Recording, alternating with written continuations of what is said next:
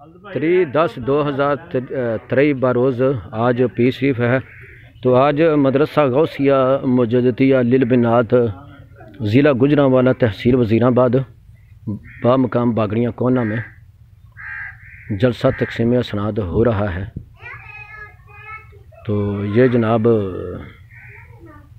हाजी सलीम साहब खुई वाले उनकी रहायशगाह पर ना ये अल्हम्दुलिल्लाह सारा जो है ना जलसा गाह का ना इंतज़ाम मुकम्मल हो गया है। ये देखें ना